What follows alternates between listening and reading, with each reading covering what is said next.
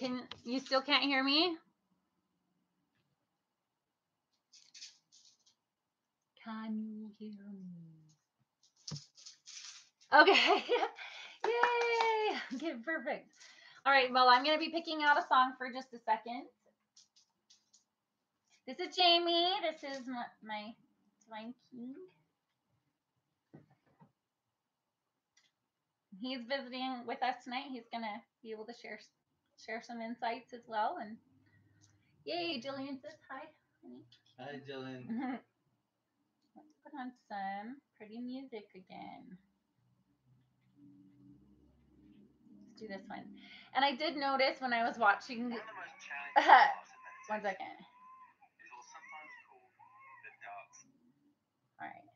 I realized earlier when I was watching the video. Hi, Lenny. Oh, and the 333. I love it.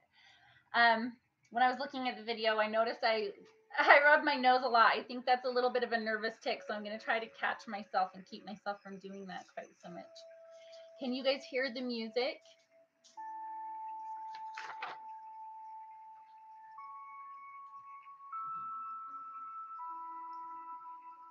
And is it nice, or should we change it to something else? Yes, perfect. Okay, good. Thanks, Jillian. That makes me feel much better. And I also figured out what was going on with the chat. So even though I've still got you as moderator, it doesn't have to be that way any longer. I'm not feeling quite so stuck by it any longer.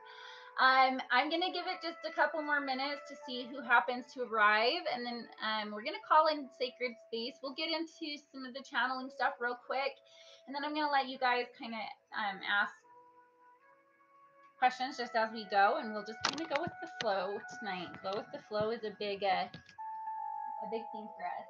So, right, hun? Right. Okay.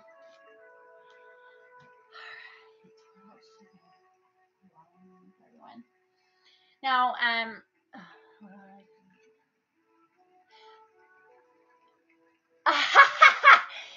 basically the only thing that I would even hope you would do ever is if someone was being real mean and I didn't have the time to like remove them from my page and take them off for me. But hopefully we won't have to deal with a lot of bullies on here. It's okay. We love the bullies. We send them love and light so that they'll help. I love you, Jillian. Thank you. You're already like a great little protector. It's perfect. All right. And Lenny, thank you also for being here. Thank you anybody else who is here. In just a minute here, we're going to be starting to create sacred space. I already did create some sacred space, but we'll do it again together. And I want to invite you guys to invite that energy into your space if you'd like, or if there's any way that you like to call in space that's more sacred to you, then that's certainly I will not be offended if anybody doesn't want to call in space the same way that I do. So I'm going to grab myself a beverage really quickly, and then we'll get started.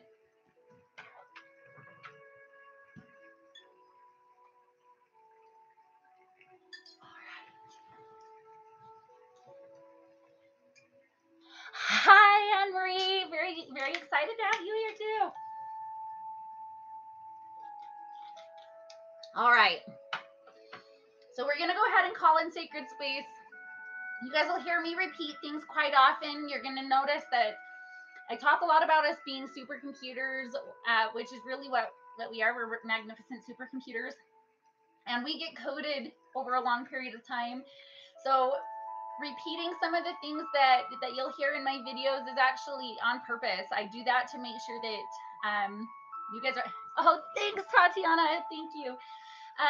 I do that to make sure that you guys are going to be getting coded with love and with light, and that we're going to be kind of neutralizing some of the effects of the negative coding that's happened, and also just to make sure that everyone does kind of remember that we're dealing with a really wide range of skill sets here. I can go into very, very high level esoteric knowledge, but I try really hard to keep things in the most simple terms possible to make sure that any level of people that can come here are going to be able to understand, and if not, that at least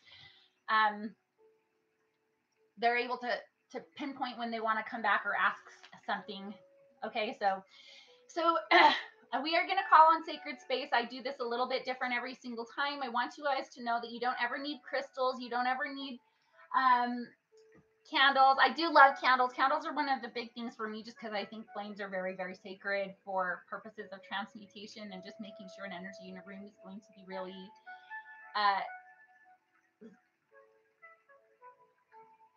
I don't know. I just think that they create a very, very sacred energy within a room when we're trying to call in sacred space.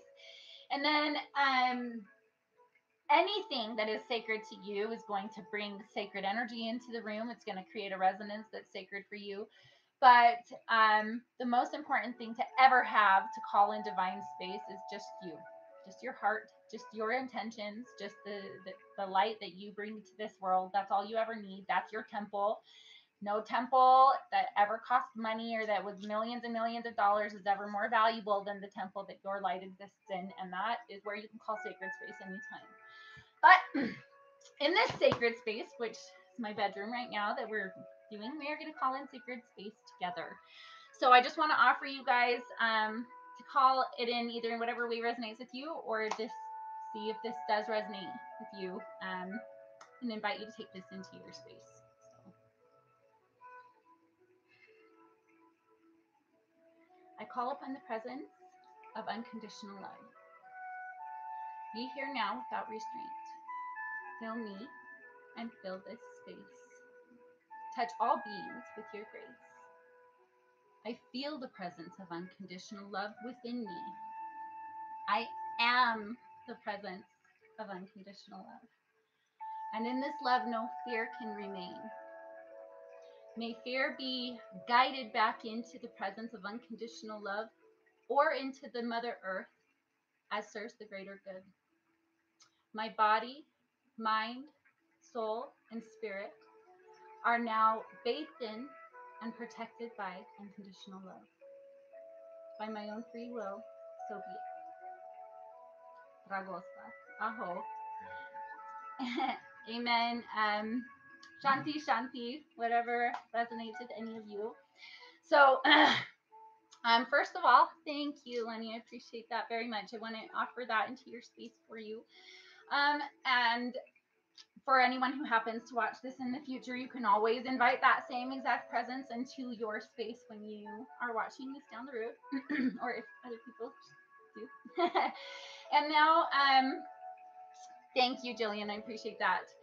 So I do want to do just a quick visualization. I maybe sometimes will go into some longer, more in-depth ones, but for the most part, in my readings or in my videos, I typically try to keep it to the really short ones, and I will guide you to some meditations or some guided meditations that I really, really love that are longer ones.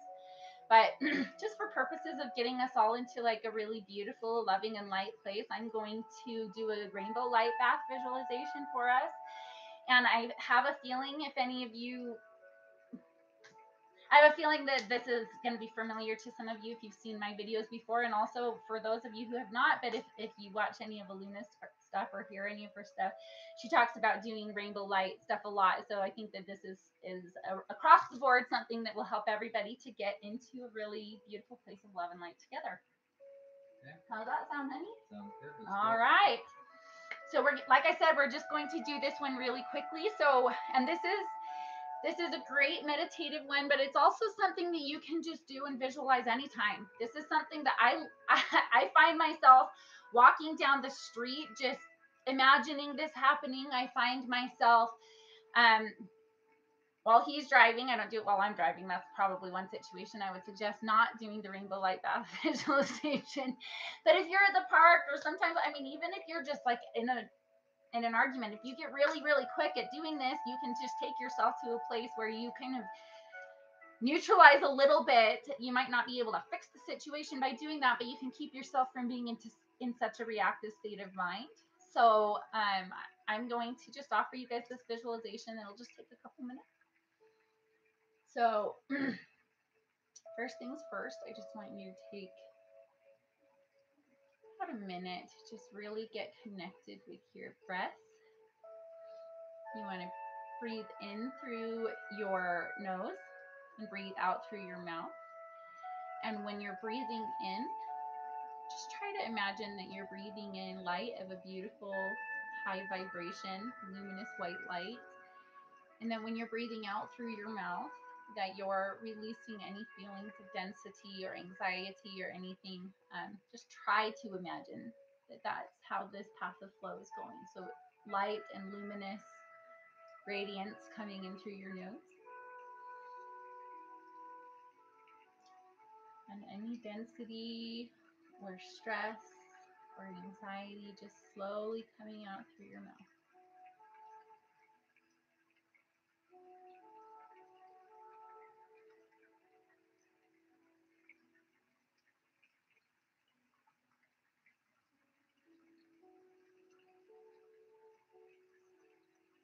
Now, I want you to imagine a small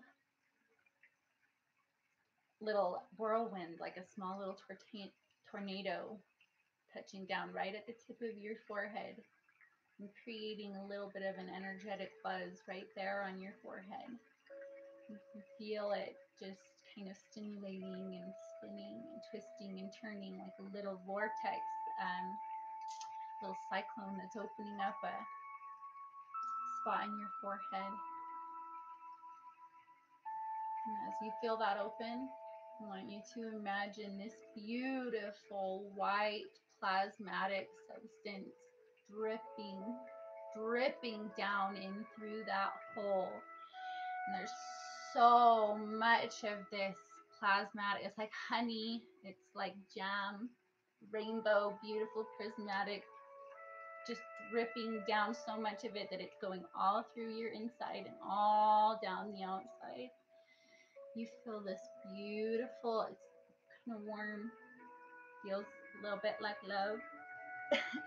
Rainbow honey dripping down your face and dripping down the inside of your brain, inside down through your cheeks and on the inside and the outside, down through into your neck on the inside, and you feel it dripping slowly down the outside, dripping down your shoulders. And you can feel as it starts to work its way down both of your arms, just slowly dripping this beautiful white prismatic rainbow light dripping down your arms. And as it reaches your fingertips, you feel your hands all stimulate and weaken. And slowly starts to drip down your chest, inside and out. You can feel it as it warmly wraps itself around your heart, just reminding you how loved you are, how very special you are, how magnificent you are.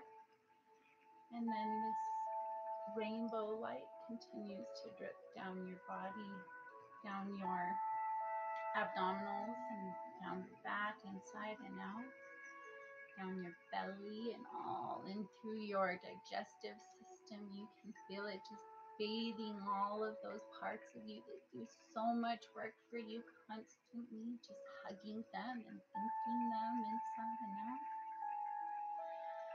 And imagine this light working its way down through your tailbone, connecting with your hips, inside and out, working its way down your thighs, slowly thanking your legs. They work so hard for you.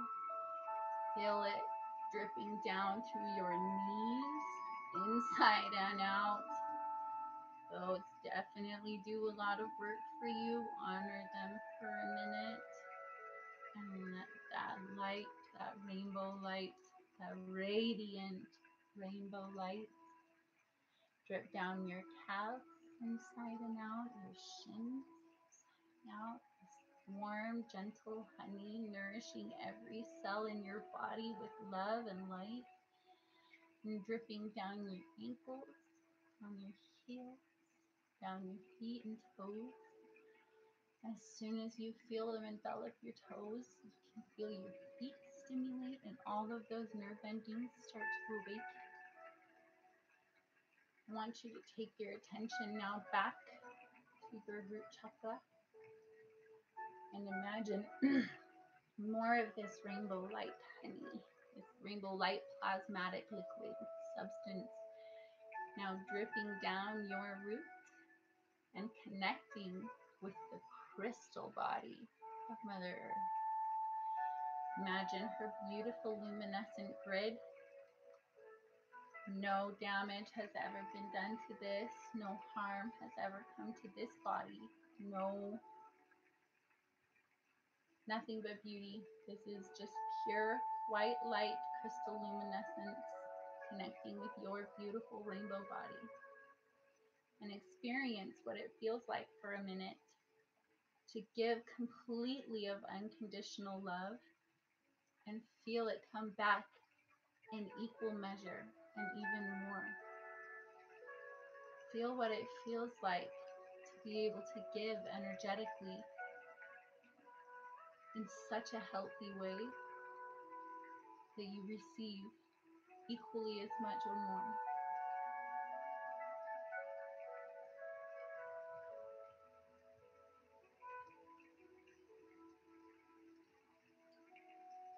All right. Wanted to offer that to you guys. Obviously, if you're going to do it at the grocery store or do it when you're in a different situation, you try to take yourself through that process much more quickly, but it's not quite as relaxing as when you get to really take it in and enjoy it. Is that okay for you? I definitely will not do it while driving. Yes, do not do that while driving. Thank you. Appreciate that. Excuse me. I've got to watch this little guy we're watching. I'll post it one. Oh, I love you. Thanks, Anne Marie. I appreciate you for coming.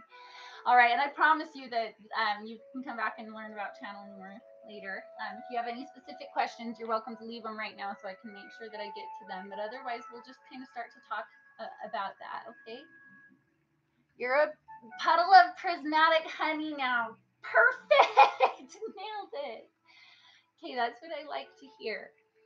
All right, so first of all, I don't know exactly who's here that isn't actually in the chat right now. So thank everybody that is here right now. I really appreciate you showing up. And I'm gonna kind of do a little bit of what I did earlier with my video. So one of the things that I mentioned earlier today was that the human mind, the human brain, the human supercomputer that we are, processes things and receives information better in stories than in directions, being told what to do and this is how you need to live your life. Hearing stories or parables about either other people or other things, or life experiences from other people. And so I'm going to just share with you a little bit about what my experience was like with channeling. And I want you to know that for those of you who are Luna Ash enthusiasts, I absolutely adore her. And I'm going to reiterate something that I had talked about earlier. So in my process of metaphysical studies and spiritual studies and just, I know I love her so much. In all of my processes of studies, which have been pretty extreme, I have followed a lot of channels. None of them like religiously per se, but enough that I've really come to admire and look up to some of them and have felt like they were integral parts of my journey. And I'm actually going to let you know some of the other ones that were huge. But part of the reason I just brought up Luna is because I feel so blessed to have found her recently, because one of the things that I first want to teach you as far as channeling is that there's a level of discernment that is required for someone to come into before they can channel. And that's because there's a level of self-trust that you have to have. And there's a level of self-trust, I shouldn't say before you can channel, but if you're not just a natural channel and you're wanting to learn it, discernment is a really important key for that process. And that's not only important for your own skills, but also important when you are following other channels. So one thing I want to say is you could have 3 different channels that are all channeling the same exact energy source, the same either group of, because oftentimes people will channel like an energy group, a group consciousness, or sometimes they'll channel just one specific historical figure or their higher self. That's probably, there's a lot of people that literally are only willing to work with their higher self, and that's what they feel the safest in doing. And so, but I do want to state that in a situation where there might be 2 or 3 or 4 different channels that are receiving information from the same energy source, and so they're receiving the same transmission, well, those 3 or 4 or 5 or 7, whatever channels are still going to be processing and assimilating that information with a combination of both their pineal and their pituitary glands. They're going to be processing it with different parts of their brain. And that's going to incorporate a lot of different aspects of their history. So things like their vocabulary. You know that a lot of times there's some channels that actually speak in like an accent that's unfamiliar to what their natural accent is, and that is how it comes out every single time, and that's beautiful. It's magnificent to hear that happen. But they still are going to work within a vocabulary usually that is somewhat within their mind frame. And so basically what I'm saying is that you could have 2 channels in the same room that are going to give you basically essentially the same message, but it's going to be channeled through their life experiences, their coding, their processes, and everything. So they'll give essentially the same message, but you're going to get just maybe a slight variation from one channel to the other channel. And that's a beautiful gift. That is a beautiful gift, because what this does is makes it so that we as the wise little channels we're trying to become, learn to utilize something called discernment. Discernment is one of the keys to absolute wisdom. And if you want to really be able to become a great channeler, a great psychic yourself, or to remember who you are in that way, I suppose I should say, it is good to expose yourself to lots of other people, but it's also good to know that no matter what, no matter how much they resonate with you, you always want to be listening with an open-mindedness of the fact that parts of what they say should resonate and parts might not resonate quite as much. And I've always talked to my husband. I was listening to channels long before him. We listen to a lot of channels together now, right, hun? Maybe. Yeah. And do you have anything you want to say about this right now? Or? No, I mean some channels resonate and some don't. Some right. resonate more and some resonate less. That's definitely true. So as I was first introducing him to some, and he introduced me to some actually too, we realized that typically anywhere from 70 to 80%, maybe even a little bit more of some of these channels would really, really resonate with us, and that was really thrilling to be getting information that we felt like really resonated on that level. But one thing that's been really fun for me about Aluna is that almost everything resonates. So for me personally, for those who the things that I teach resonate with them, I can say that that's probably a channel that I would really heavily recommend that you go check out, because if what I'm saying resonates with you, a lot of what she says is most likely going to resonate also with you. But there are some other channels that have been really extraordinary along the way. Who's at the channel Abraham again? Esther Hicks. Esther Hicks channels a collective called Abraham, and that she does a really excellent job. Pamela Aralyn is a great channel who was one that we had found early on. I haven't listened to her for quite a long time, but there were some pretty early on in my channeling experiences where I felt like I learned a lot from her, Pamela Aralyn. We sometimes listen to like a DNA Awakening website, and that I sometimes feel like I learn a ton from those, a little bit less other times, but they're really, really great. Am I familiar with Blossom Goodchild in Australia? I'm not, but I'm always willing to listen to other ones, and I really appreciate you putting that on there. Is Blossom Goodchild the person that took over Star's replacement in Australia? Just out of curiosity. Star, who is the famous astrologer. She died of cancer not too long ago. Lenny, did you hear his question? Oh, she channels the Federation of Light. Another person was telling me about someone else who does earlier today too. So I actually think I'll probably look into both of those. I tend to like become a little bit obsessive about new people when that happens. But like I said, I really just love Aluna, and I do want to encourage that you guys check her out. But as far as like, you know, we all know that there's lots of ancient texts that are really sacred and they're considered very, very, very sacred. There's tons of symbology throughout them, lots of numerology, lots of things that are way. Oftentimes, I find that whatever people seem to think is parables are actually the things that were true, and whatever are the things that people thought were true are the ones that are parables. It's kind of funny and backwards, but there's a more recent text that I would really highly encourage. I would love to encourage that anyone who the things that I really say resonate with them read these texts, because to me these, even though they're much more recent, they came through channeling. This was a channeled text in the, was this in the 80s or in the 70s? It was early 70s, or they had two different projects. That one was both 70s. So basically throughout the 70s and 80s, it was a group of people, and one of them, the one that was running it, was a PhD, and they channeled these books from a collective called Ra, and it's called the Law of One, and it's magnificent. This is probably the closest thing I would consider to like my modern day-ish Bible, even though it's not. I don't like worship it, but I'm going to show you these.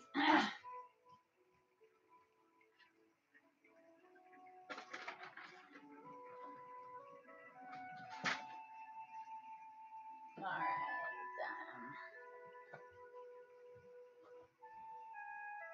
I'm not sure where book one is right now, but so this is a 5-book collection called The Law of One, and this is a book of channeled. Oh, I've shared so many people. Yes, it. You should check it out. It's magnificent. By the way, you can Google that and get the whole thing in PDF for free. Yes, you can. You can Google it. You can get the whole thing. And honestly, one of the things that's magnificent about this information is that this is not information that these people like are going to try to claim that they discovered or anything like this. This is universal information. You know, it's really magnificent. And I would highly recommend that anyone read it. Basically, it's about unity consciousness. We are all one. We are. And there is no getting around it. And one of the coolest things actually about these texts is that at the time that these things were written, there's a lot of metaphysics in here, and physics, and like well, a lot of mathematics. A lot of mathematics, science. But a lot of the things that they discuss in here hadn't been proven yet by the time these books were channeled. And now they have been proven by physics. That's the most amazing thing, is that these things were channeled decades before many of these things were even actually proven. So that, or proven in a science lab. So that is super. Yeah. Can I yes, say please this? do. Please. All right. So when I first started to learn about channeling, my experience was Whoopi Goldberg, the character in Ghost. Oh, okay, yeah. So that was the medium. But then I started to read different books like James Prague and Von Dane, and they were about life after death. And then I started to watch The Long Island Medium, who is one of my favorite channelers. Right. And then as a student of frequency, what I started to realize is since everything is a frequency, and a channel is a conduit, like a pipe, if you will. Right. That exactly. channels one information to another. As a channel, you can channel any type of frequency. So like a magnificent radio. Yeah. So in one of my favorite books, called The Power of the Subconscious Mind, in that book, it even talks about how channeling, such as not just clairvoyancy, but perhaps going back in time to resonate or have the same frequency as like if I'm an archaeologist and I want to know what a particular building looked like. Right. That building had a frequency that once it exists, always exists through the law of thermodynamics. Right. I can tap into or channel that information, or I can tap into the architect or the builder of that building and have two different perspectives of it. Right. So multiple channels, have multiple ways right. to, and you use the term different facets of the same jewel, and that's Right. what I So like and learn about channeling. yeah, it's all different, and everybody's a slightly different channel. That's actually that was a perfect way to go into the next thing, because what I was going to say is that every single one of us is a really magnificent radio receiver, and yet we're all a little bit different. The way that we perceive things, the way that we receive our information is a little bit different. That's why you're not going to ever find two channels that channel exactly the same. Even if they both channel Ananda, even if they both channel Yeshua, who is a different aspect, the fractal aspect of actually the same person. Or if they're channeling an entire collective like Ra or Abraham, or if they're channeling Mary Magdalene, or if they're channeling, it doesn't matter. They're all going to receive and process their information slightly differently, and that's one of the magnificently beautiful things about the fact that we're all just slightly different. We're all meant to be just slightly different. And so, with my experience with channeling, I, you know, first of all, the first couple of times that I channeled, I guess I didn't necessarily even realize that that was what I was doing. And it took me a minute to realize what really had happened. And we can get into some more detail about that at another point. But I want to instead focus on what helped me to gather that strength and become a little bit more effective at it. Yes, exactly. Yes, that is exactly how they all have different perspectives, and we're just slightly different receivers, and we're supposed to be. That's the beautiful thing. So it means that even if you find a channel, no matter how much you love them, no matter how much you want to be like them, no matter how much you admire and think that you literally resonate with every single thing they say, it's still worth learning your own channeling skills, because your channel's going to be a little different than their channel, and we would be lucky to know your channel. So I want to encourage you to, even if you find other channels that really resonate with you, I want to encourage you to practice just looking at some of your own skills a little bit. Yeah, and I think that channeling isn't necessarily isolated to like just tarot readings or. Oh no, that's actually perfect. Yeah. Cool. Oh, go ahead. That's actually another thing I was going to say is how you start to get really good at channeling is to start honoring when you are channeling. And that's to start noticing when you are, because sometimes you don't realize that something you're doing is channeling when it is. And as soon as you start honoring that, so you'll hear me talk about us often, even in this video already, as a human supercomputers, which is what we are. We are just magnificent supercomputers, and that are awakening to more of what we're capable of, which is very cool. And in the process of awakening, we have these experiences that we call synchronicities. Okay. And synchronicities are, for most people, or for a lot of people that are in this process, that's kind of how they start their process of awakening. It's just like these, how did that happen twice? Or I just thought of my friend this morning that I haven't seen since high school, and then I ran into her at the grocery store.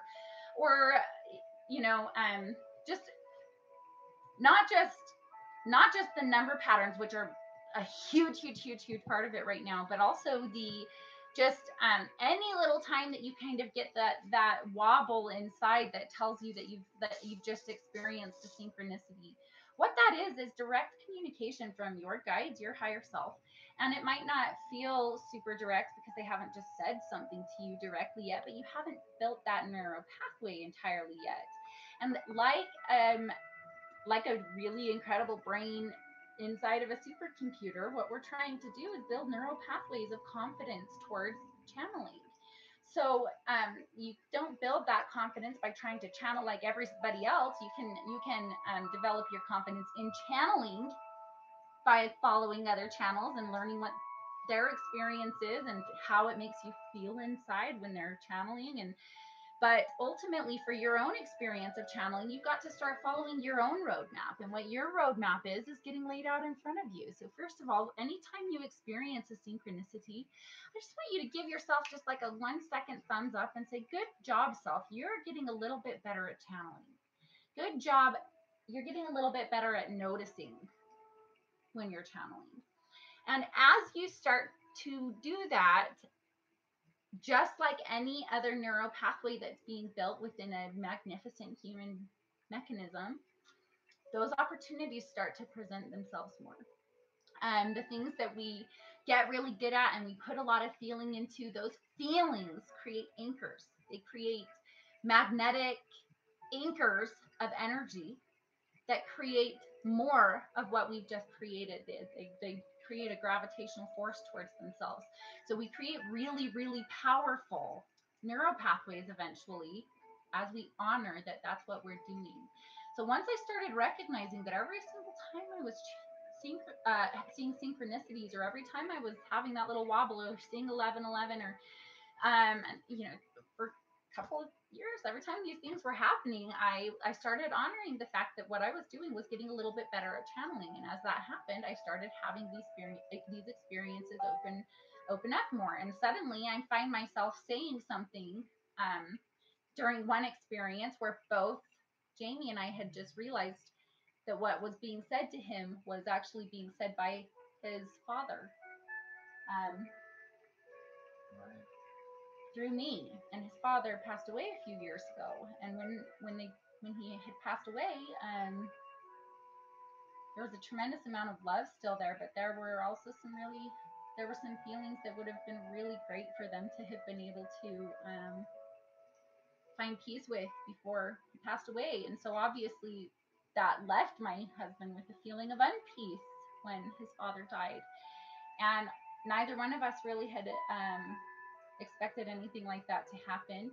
And in that experience, his father had explained to him not only that he had a different perspective on things than he did while he was alive, and that he was sorry that they didn't connect better while they were alive, but also that he forgave himself instantly, because he also could see from that perspective that that was part of his process. And so, both of us are in tears, but that actually kind of blindsided me. I was not expecting that to happen, but the only reason why an experience of that gravity happened is because I had been honoring smaller experiences along the way that I could tell that spirit was talking to me, even if it wasn't like hearing a clear audio experience. As a matter of fact, clear audio is really not my area of expertise, we'll say. So, I'm sorry, I'm gonna log out of that just so we don't have that happening.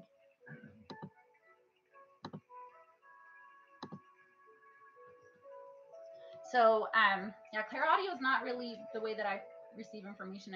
I receive it more clairvoyantly, and I'm nowhere near the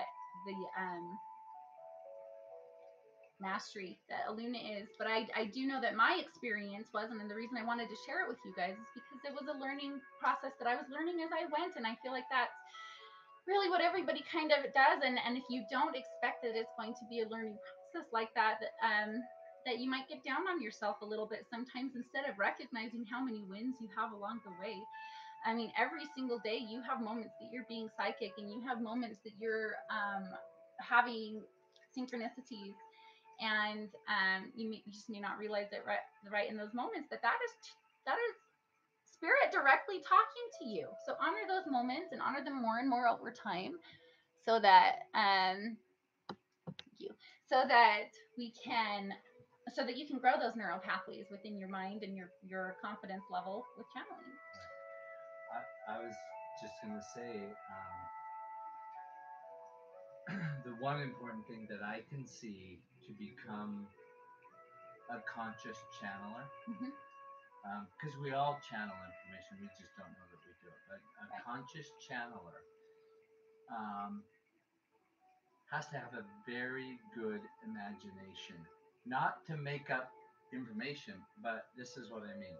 Can I use your radio analogy? Please do. Yeah. So if I'm turning the channel and there's like 15 different radio stations, I can go to all 15 of those radio stations within a few seconds. I can listen to what it is, country music, talk show, whatever. So if I recognize that all 15 of those frequencies are with me all the time, they're with me all the time I just don't know it until I turn into the channel or that station. So I think that like with a very good channel in the beginning when you're building the neural pathways, whatever's resonating with you, like you're mentioning clairaudient, clairvoyant, if you want to enhance your clair audio, for example, I might start pretending or not pretending, imagining that I'm speaking to an outside angel or past one or Jesus or whatever. Brilliant. That's Yeah. really, really, really good idea. And so I'm practicing it in that imagination so that when it happens, I know what's going on. The thing that we were talking about, Michael Jordan. That's today, why I was hoping you were going to bring this up. I love this. Yeah.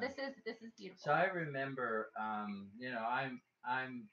of the age where I really remember Michael Jordan very well, and I remember when he won his first, his first. I don't know if you have 20-year-olds on. Oh, I guess that's true. If there's a reporter that Michael Jordan receives the trophy. His team just won, and he's hugging it and he's kissing it, and the reporter's getting emotional because Michael Jordan's getting emotional. And the reporter asks him, "Well, how does it feel to finally, win the championship and have the trophy in your arms?" And he looked up all crying and said, "Oh, I've seen this thousands of times," and went back to kissing it. Now everybody was kind of stunned by that because this was his first time. But the reality is, in his mind, he had built a neural pathway so that when that event materialized, he was. It was familiar to him. It resonated so well that he played a phenomenal game. Right. And that's what a good channel does. They play a phenomenal game, but they gotta practice. Exactly. And the Michael Phelps of this world, the Michael Jordans of this world, they don't become superheroes at what they do. They don't become super magnificent at it they don't just do it by being good athletes. They do it through visualization. They imagine themselves going farther than they could have gone before. They imagine them connecting deeper. They imagine themselves. So what they are doing is literally creating neural pathways towards success. And so what I'm recommending is not that you try to become a channel like me or a channel like anybody else. I know we all want to be like some channel. I know that, but at the same time, I want you to really realize that you are a channel. That your channeling is going to be a little different than anybody else's, and that ultimately you are your teacher. I'm happy for anyone that might be able to learn some lessons from me, and I also know that everyone that I've ever come in contact with has had things to teach me too. But just want you to take a moment to honor yourself for the fact that any teacher that you have ever found that has ever resonated with you, your higher self brought you to that teacher. Your higher self planned the pathway that got you to that teacher. And even if they resonate so heavily with you for 6 months or for the rest of your life or whatever that looks like based on your ability to discern, please know that it was your higher self that guided you to them. So still ultimately, you're your best teacher. You're the teacher that you are here to find. So just honor yourself that way. Thank you. Your higher self brought you to me, which is a gift to both of us. And I'm going to continue to try to teach this stuff. But part of the reason why I'm so excited to teach this stuff is so that I can see what you guys are going to teach me too. So I did want to spend some time talking about that. Start visualizing. Excuse me, that was not.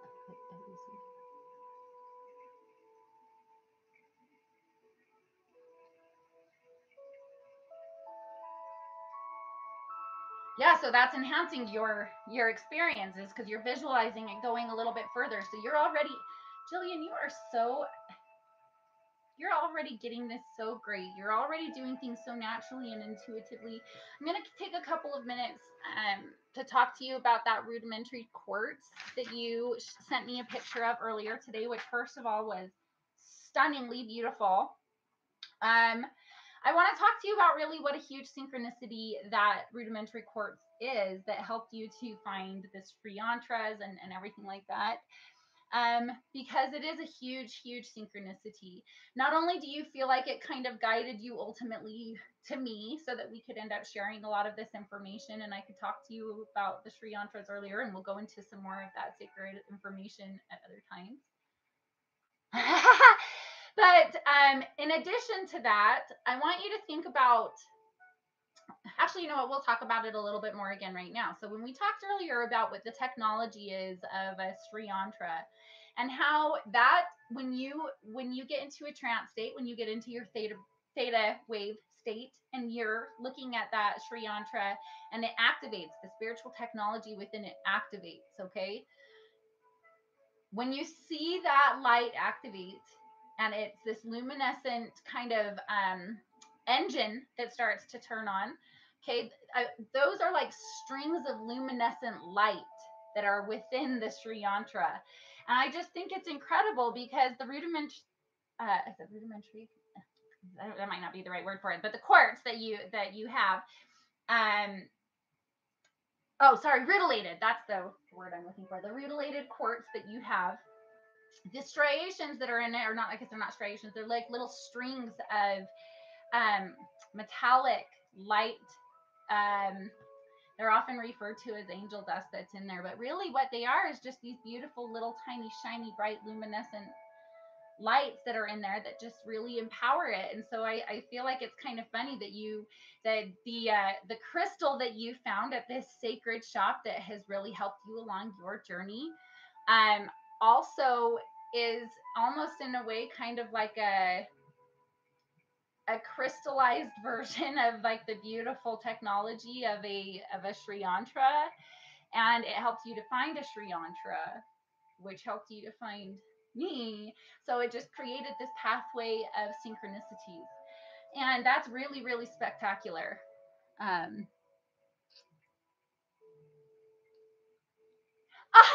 You went online and ordered a poster of one. You're going to be so glad that you did that. Yeah, Sri Yantra is a really, really, really powerful thing. I wish everybody would have one in their room or in their house or in their everywhere. But yes, no problem. My pleasure, Lenny. I'm glad that helped.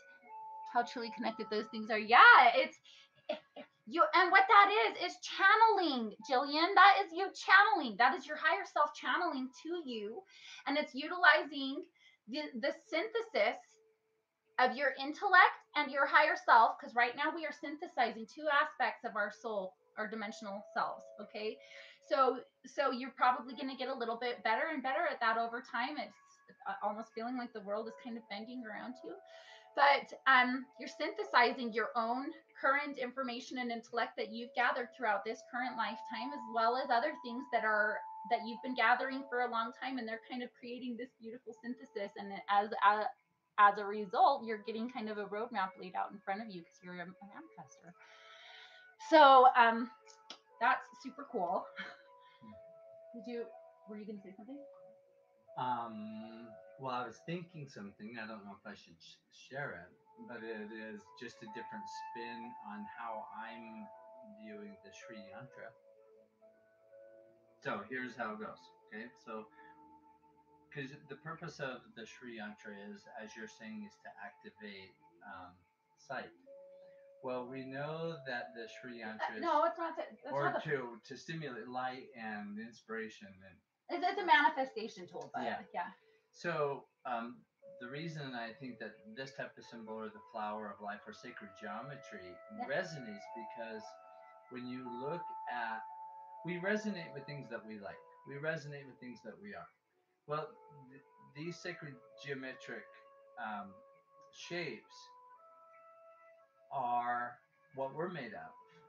So when we get down, quantum physics now has identified that there isn't necessarily what we used to think. It's all light, even down to the little parts. It's all light, and that's so true. That light resonates with us. And when we get into that and get into our mind's eye, it stimulates what we really are, and that is we're made up of little bits of light.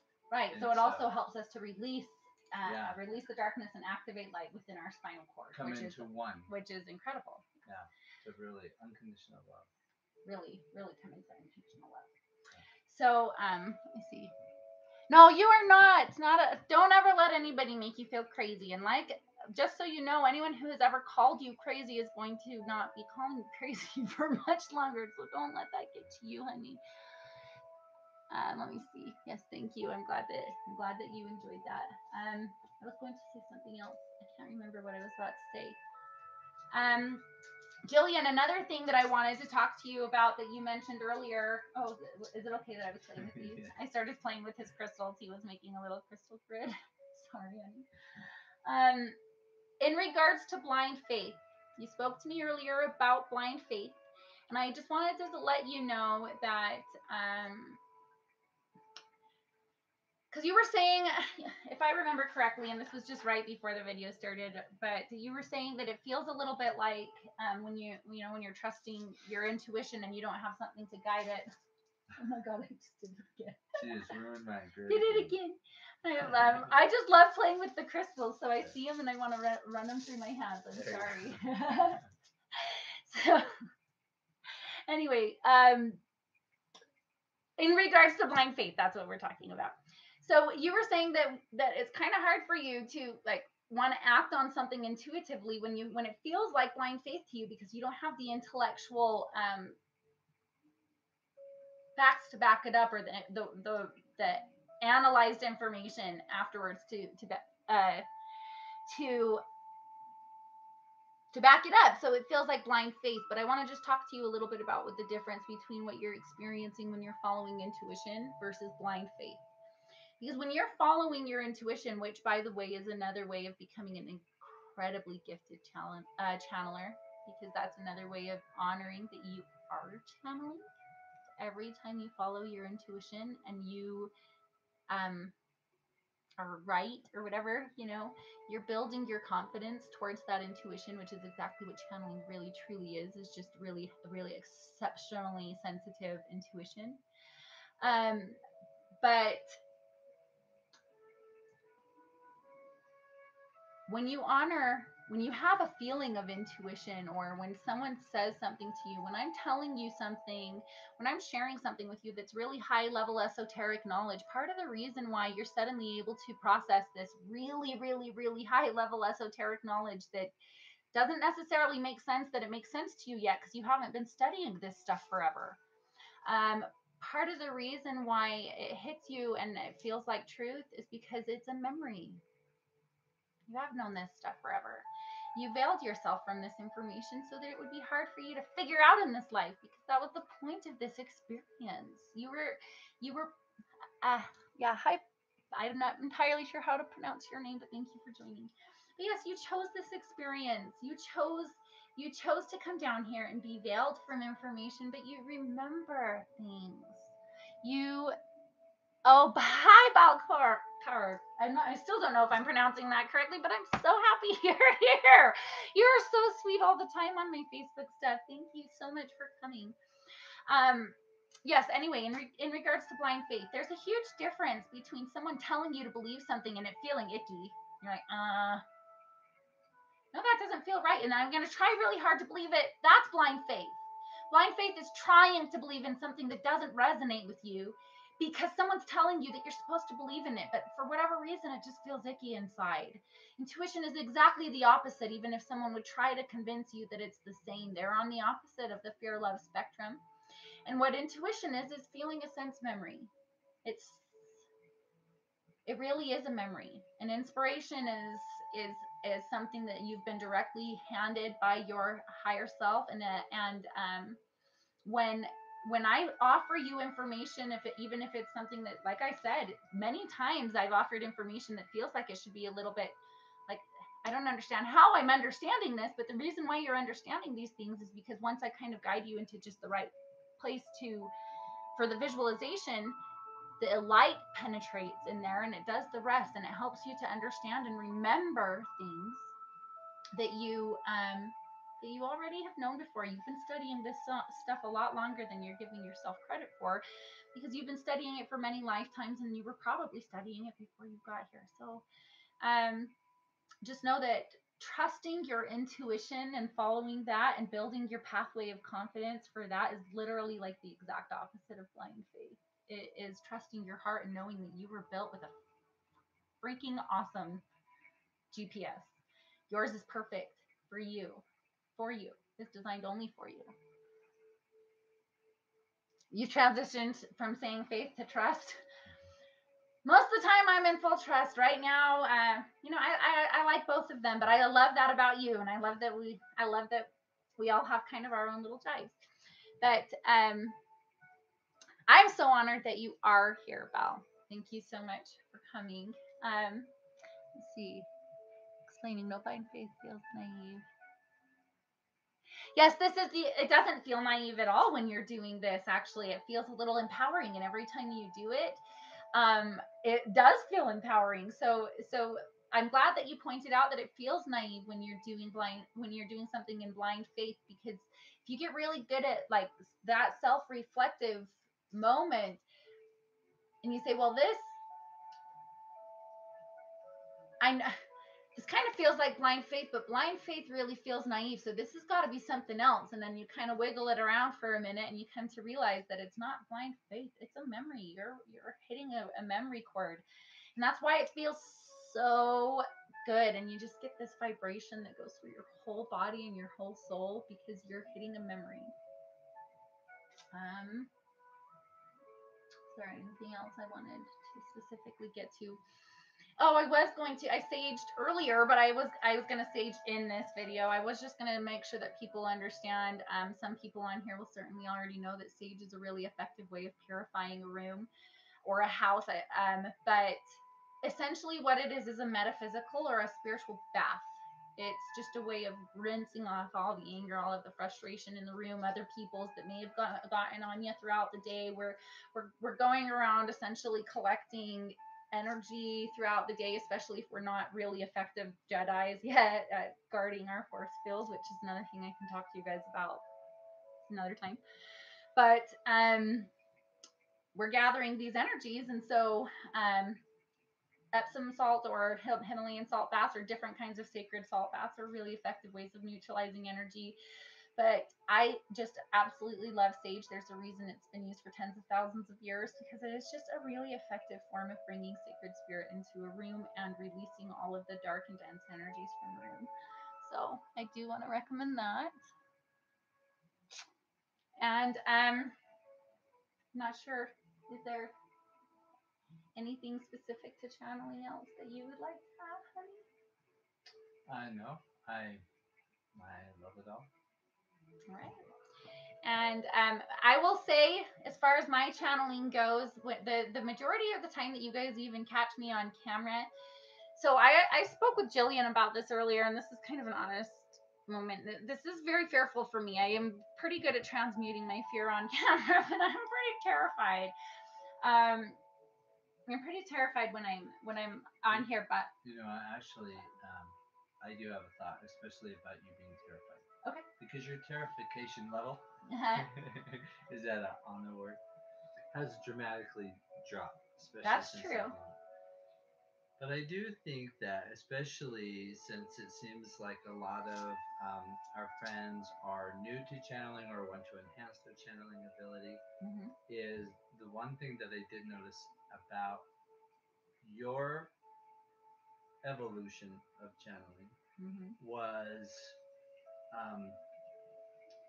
an important one, and that is ritualization. So you go through a ritual, and before you channel, before you talk to somebody, and you do this before you meet them, and sometimes you do parts of it with them. And I do different rituals every time. I don't do the same ritual. As a matter of fact, I purposely do different rituals every single time. And so when we do hypnosis, the whole portion of hypnosis, in fact, hypnosis is Greek for sleep. So what we're trying to do is get into a sleep state, trance, to go from lots of outside activity. You nailed it earlier, Jillian, when you said when you get into the drooly state. Yeah. That was so funny. Well, I don't know about drooly. But you're in a trance state. That's when you're kind of... Well, you want to focus in on... You're trying to... The purpose of the rituals... I guess that's true. Is to focus about what it is that you want to accomplish in that manifestation process. That's true.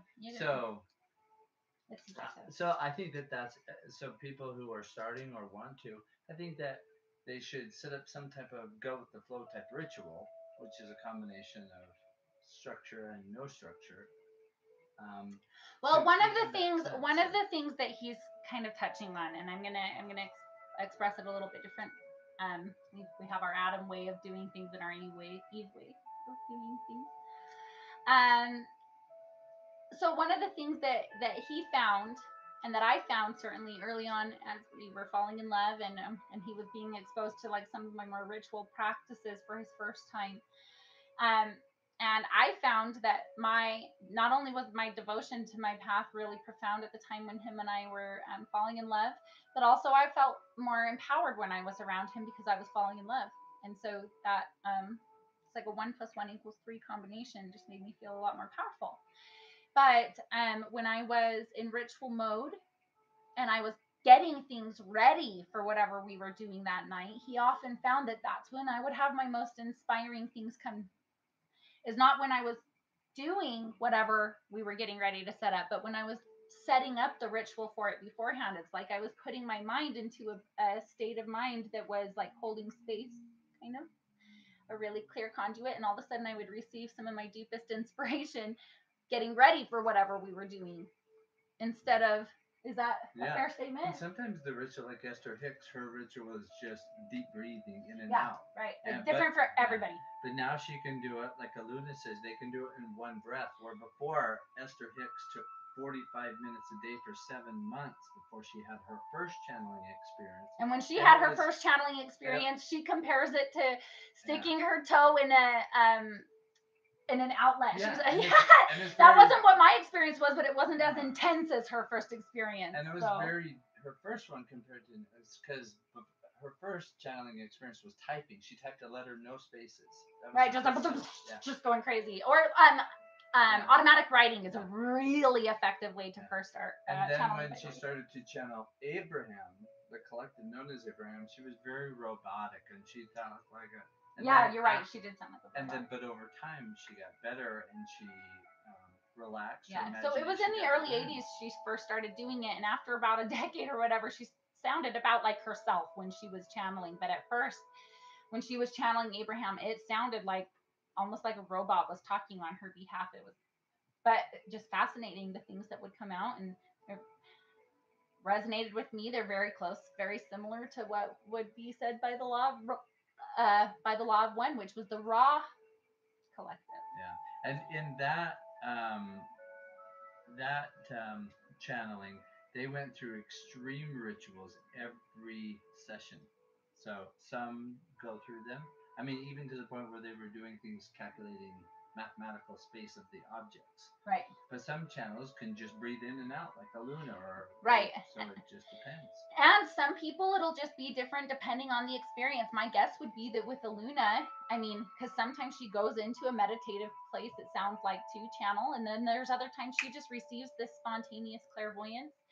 And those are obviously very different ways of receiving the information. And so just know that it doesn't look the same. It's not meant to look the same, even if you end up looking or doing something very similar to some of the channels that you really look up to and admire. Just know that you are your own channel, and you're going to have your own way of processing and receiving and wording and verbalizing that information. And that some people, like I said, channel like a whole group of people, and they only do that. Like Esther, I've never heard her. I don't think she channels anyone besides the collective of Abraham. It's a whole collective consciousness, and that's how Ra is too. When for the Law of One books, that Ra was an entire collective, but someone like Pamela Erlin channels different people all the time. I think I saw one recently that she was channeling Robin Williams or something like that. I didn't watch it. Right. I haven't seen that one, so I can't like vouch for that one. And we've seen her channel storms and.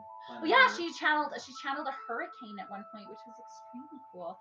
But yet, one of years and years ago, I watched her channel, or a couple years ago, I watched her channel Yeshua, which is my preferred name to call Jesus also.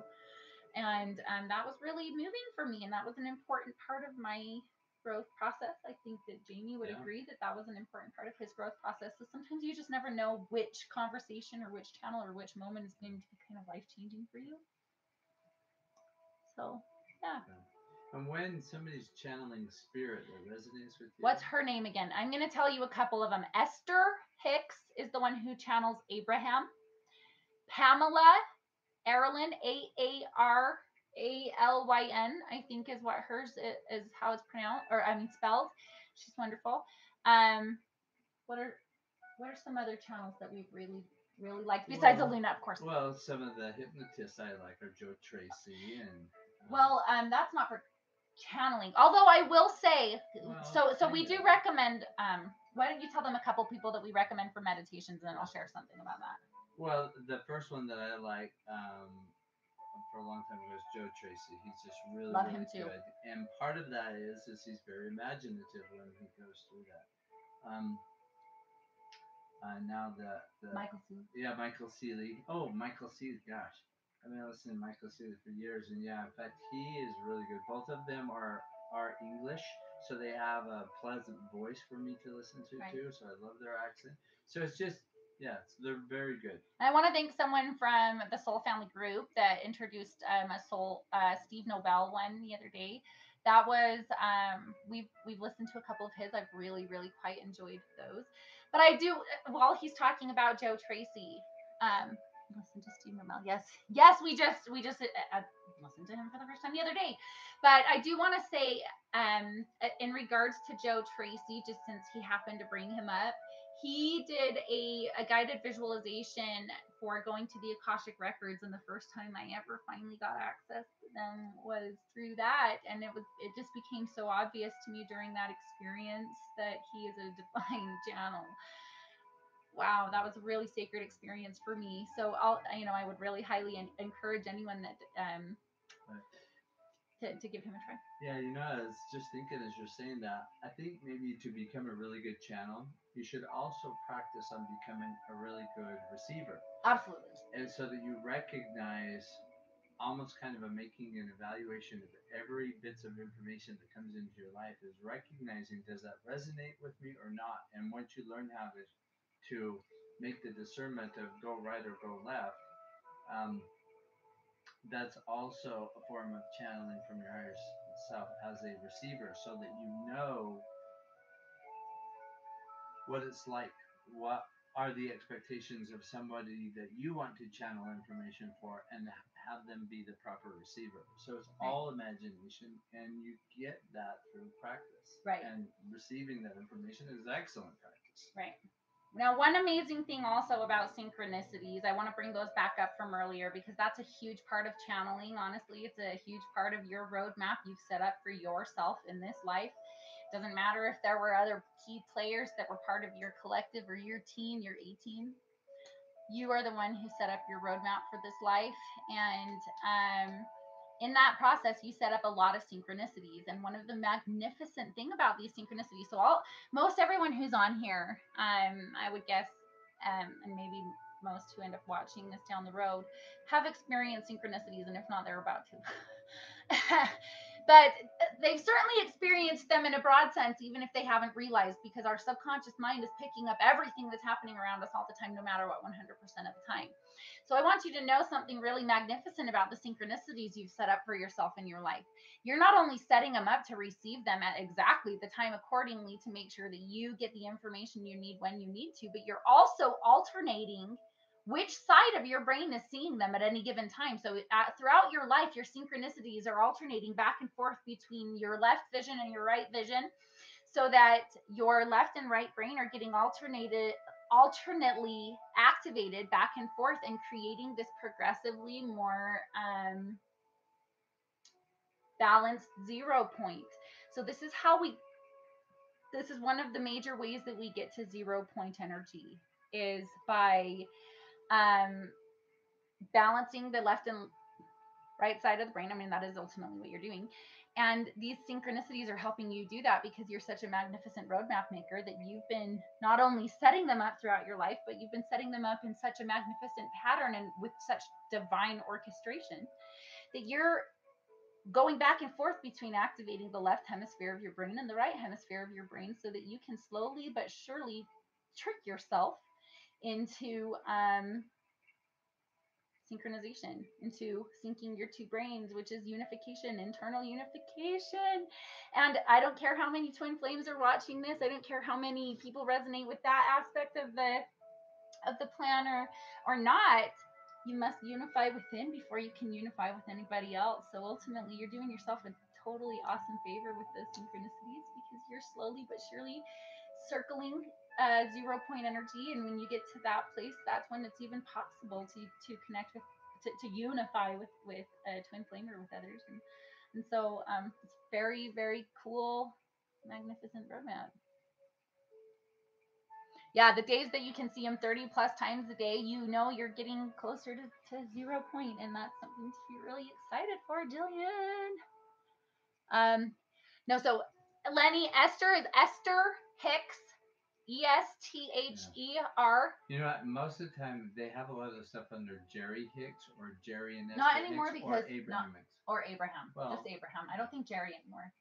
When Jerry passed away, and that was really hard for Esther. But so you could just look up Abraham. That's the collective that she reaches, law of attraction, or law of attraction. But I think it's Esther Hicks, Hicks. And then I spelled Pamela Erlin already. Michael Seeley is a meditative genius. He does guided meditations. It's MICHAELSEALEY. I think Joe Tracy is TREACEY or something. TREACY. It's a little different than normal TREA. He's exceptional. And then of course you guys talked about Steve Nobel. And I could honestly give you more if you wanted. So what is 0 point? That's a you probably do hear Aluna talk about this sometimes. I'm gonna definitely open up the door for that one because that is a intellectually sexy question. Like that turns me on that we're asking that, but I also know that we can't I can give a tiny visual and you can expand on it. I just wasn't sure if we wanted to get into that. Oh. That if you think we can do that reasonably quickly, hell yeah, let's do it. Well, okay then. Bring it on, baby. Let's do it very elementary. Let's pretend that we're children. We are children. And we are on a teeter-totter. Well, the teeter-totter has a point in the middle that the fulcrum sit where it balances. And when the balance is perfect, that's a 0 point. So it's like a 0 degree, if you will. Right. So 0 point is what we're all trying to achieve in coming into balancing the right side of us, the left side of us, the masculine, feminine, the positive, negative, whatever vernacular you want to use. It's coming into a perfect balance. I call that peace. That is exactly what that is. That's inner peace. Bliss. So, you know what, Jillian?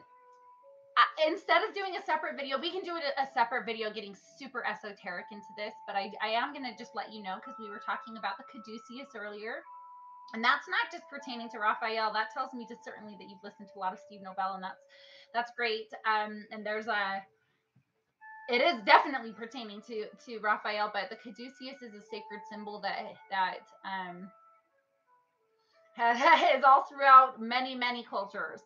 And what it is actually representative of, that made my heart chakra flutter. Oh, that makes me so happy to hear that.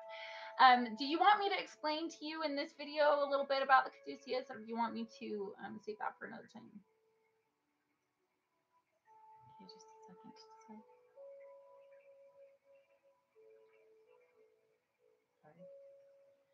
We're already at an hour and 14 minutes, so I just want to give them the choice.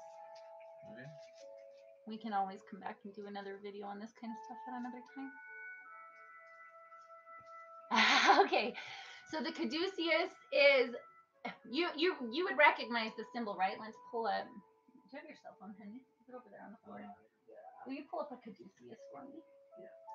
So a caduceus is one of the most sacred symbols through all of history. It is a staff. The medical doctor symbol. It is the medical doctor symbol, but it was not that for a long time. It was wait. They didn't really. That's not rare to say, but it is not just a medical symbol. No, they didn't. So what it is representative of is the spine with the either the pendulum.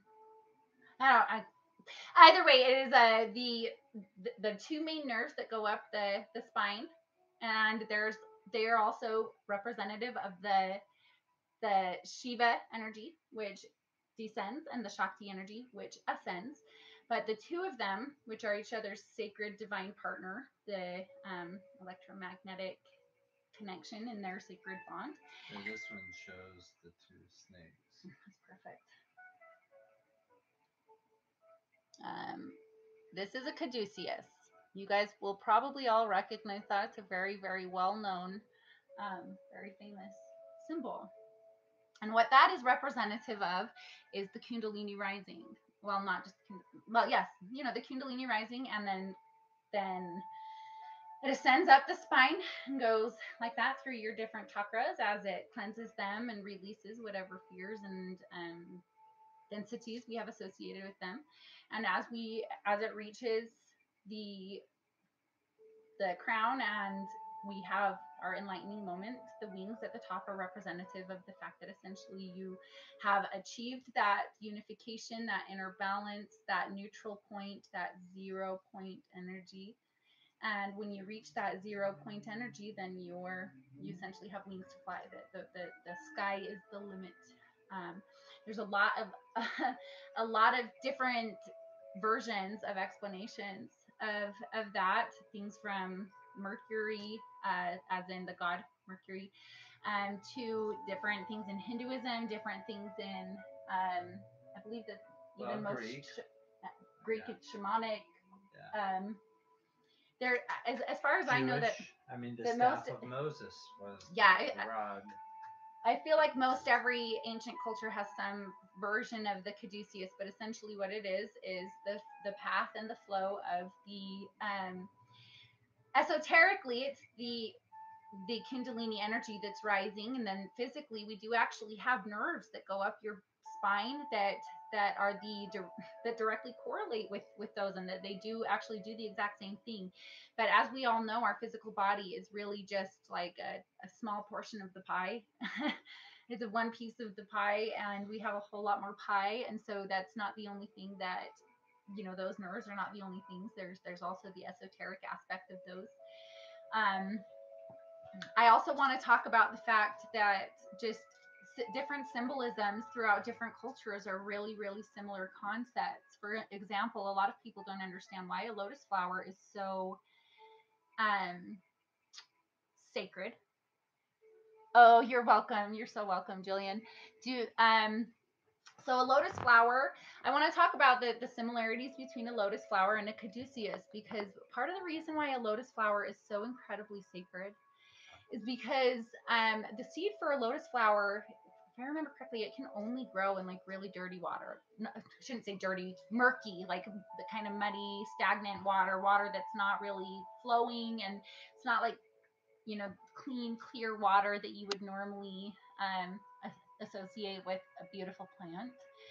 And the seed for a lotus flower can lie dormant for many, many, many, many, many, many years. So it can just sit there down in the muck and the depths and the dirt for years and years. But at some point, sometime through this murky water, at some point, there ends up being just enough light penetrating the water that the lotus seed gets stimulated, as in light.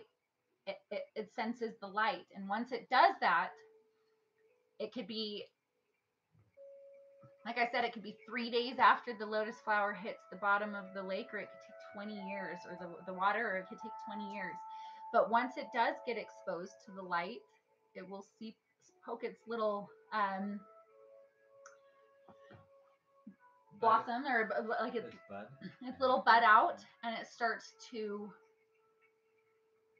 roll its way up, and it will seek the light, and it curves its way through the water, very similar to a snake going up the spine, or the Kundalini going up the spine, or a caduceus staff, and it works its way up And when it gets up to the top and it gets to the top of the water, that's when it can blossom, and it's 1,000 petal lotus blossom.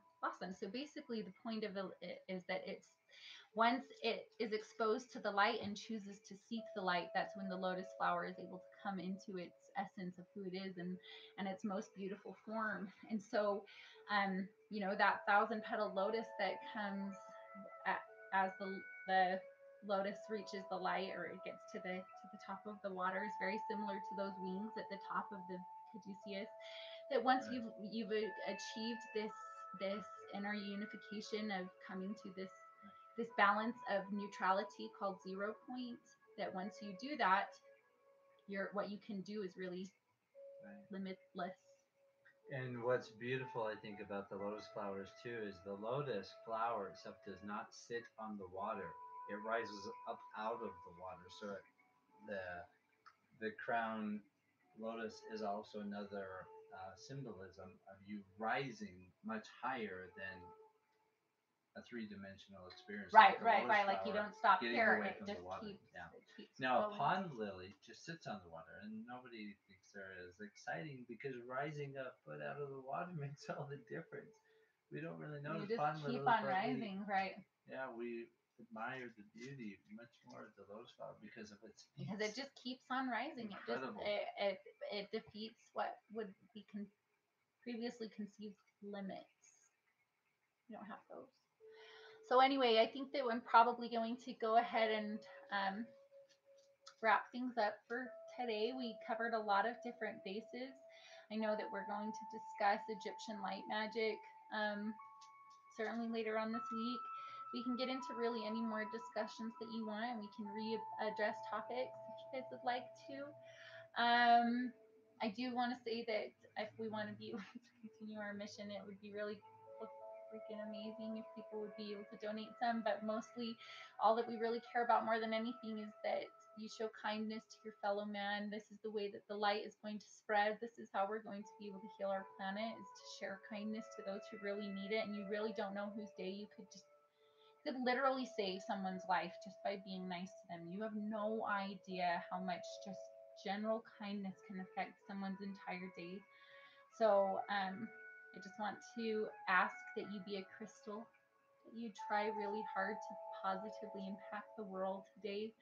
And if you are able to also contribute financially, that's so freaking amazing. Is there anything else that you'd like to add, Joaquin? No. Thank you for letting me sit in. Thank you for helping me teach and for being a great student all at once. I love that both at the time. All right, thank you guys so much. I love you, and thank you for your support. I just so appreciate it. We appreciate it.